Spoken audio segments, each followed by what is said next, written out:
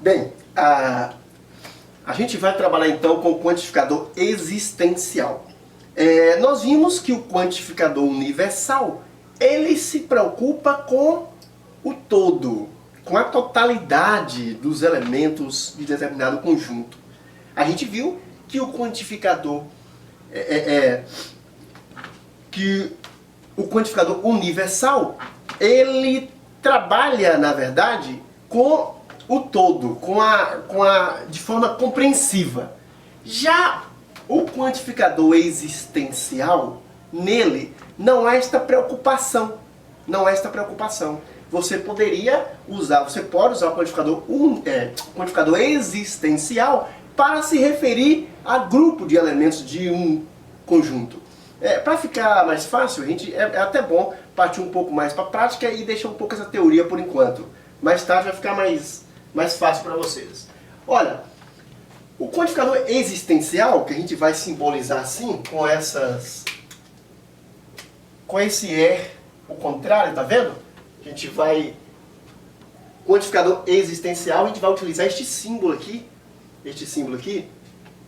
e ele equivale às expressões existe, a expressão algum, cuidado com a expressão algum, acho que eu trouxe um slide aqui explicando melhor, cuidado com a expressão algum, cai demais em prova e derruba muita gente. Então, lógica de primeira ordem por si só já é um problema, porque em geral o candidato começa a estudar lógica para concurso e o início de lógica proposicional já não é fácil para muita gente.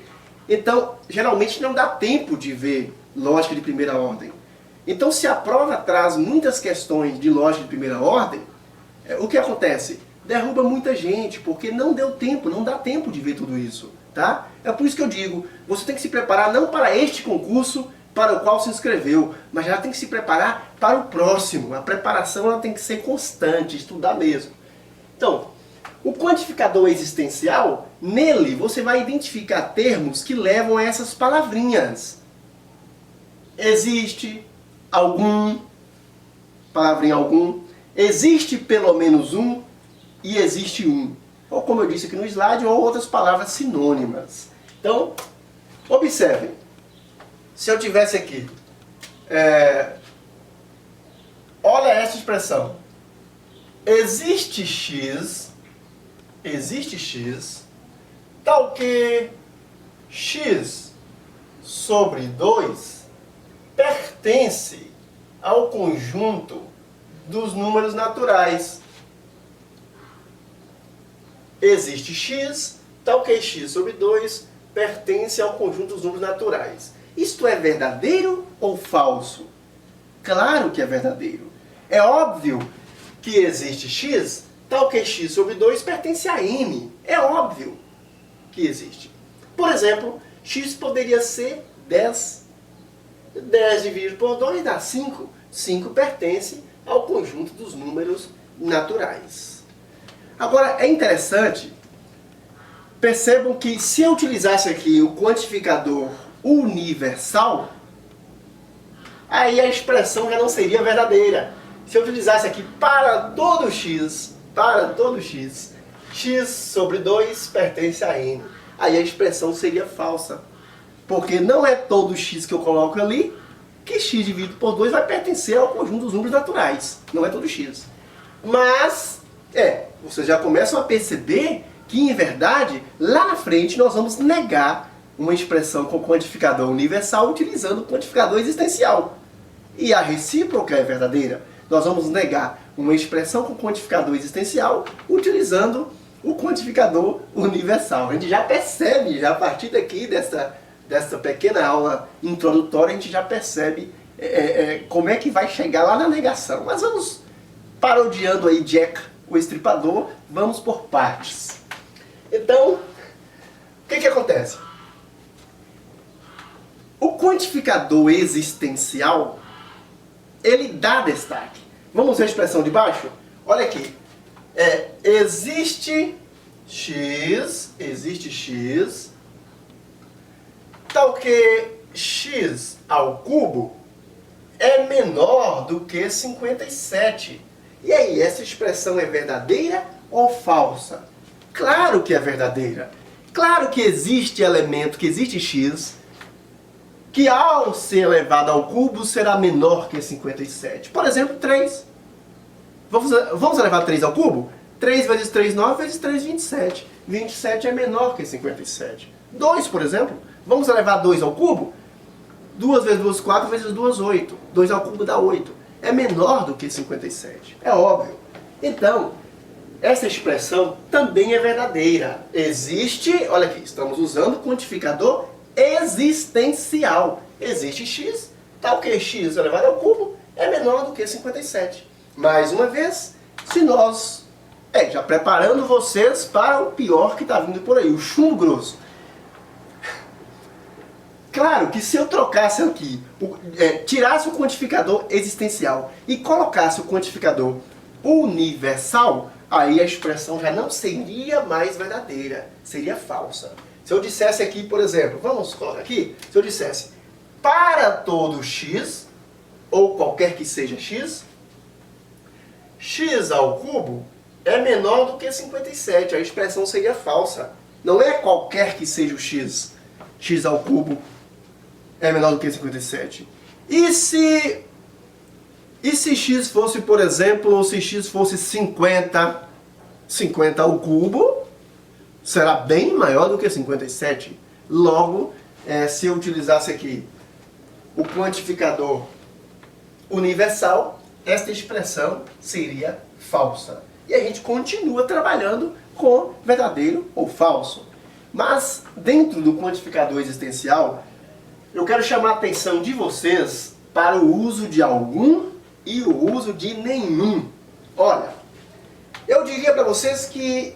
Lembra que eu falei da condicional? Disse a vocês que a condicional, lá em lógica proposicional, né, nas aulas que terminamos há pouco tempo, dentro de lógica proposicional, a condicional, ela é muito cobrada. Então vou dizer uma coisinha para vocês e vocês vão perceber nos exercícios. Vocês vão perceber quando a gente estiver daqui a pouco, ou no próximo encontro, acredito, corrigindo questões de concurso anteriores. Vocês vão perceber que as palavrinhas algum e nenhum, elas estão para a lógica de primeira ordem, principalmente a parte quantitativa que a gente estuda aqui.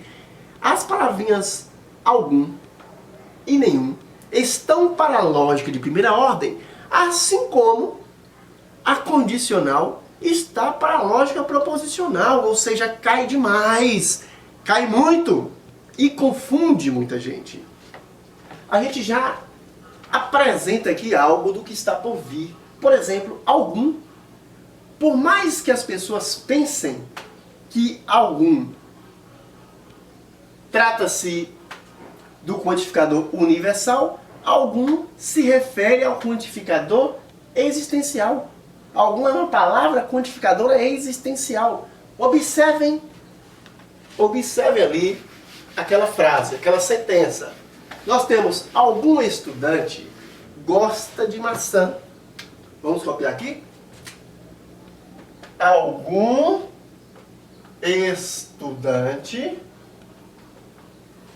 gosta de maçã. A gente não vai aqui se preocupar com a estrutura da sentença. Isso a gente vai fazer lá na frente, quando a gente for corrigir questões de concursos anteriores. A gente vai trabalhar realmente com a estrutura, porque é sempre necessário, em lógica, identificar a estrutura na qual foi redigida a sentença, para depois resolver. A gente não vai se preocupar aqui. A única coisa que a gente vai identificar aqui é que tipo de quantificador foi utilizado. Eu digo para vocês, algum é palavra quantificadora existencial, mas como, professor? Como? Se o senhor mostrou pra gente aqui, se bem que eu já tinha colocado algum. Quantificador existencial, representado pelo símbolo Ezinho, e equivale às expressões existe, algum, tudo bem, eu achei que não tivesse colocado algum ali. Mas, em geral, o aluno diz, professor, mas quantificador existencial não seria existe, existe um, existe pelo menos um? Ora, observe aqui. Quando eu digo algum estudante gosta de maçã, eu estou dizendo que dentro de um conjunto que possui diversos elementos, pelo menos um deles, algum deles, no mínimo um, gosta de maçã.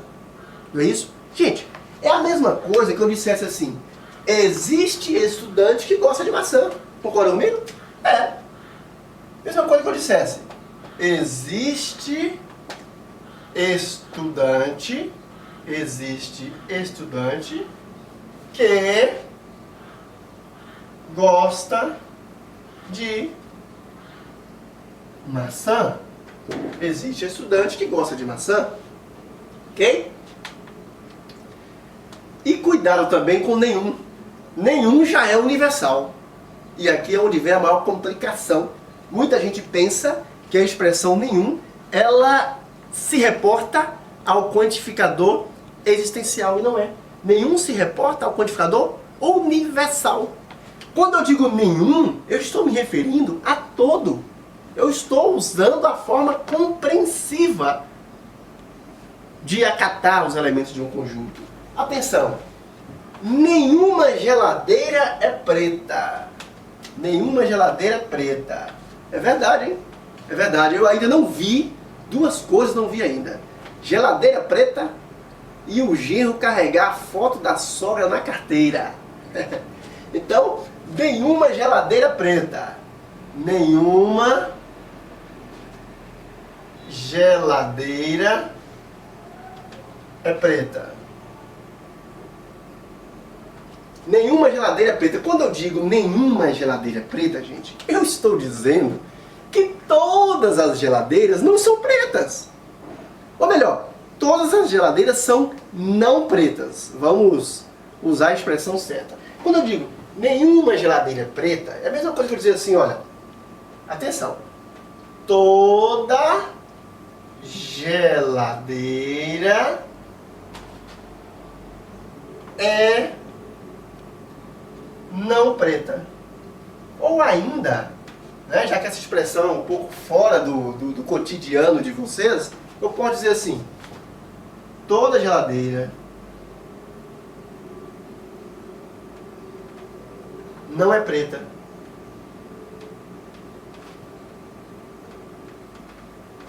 Toda geladeira não é preta.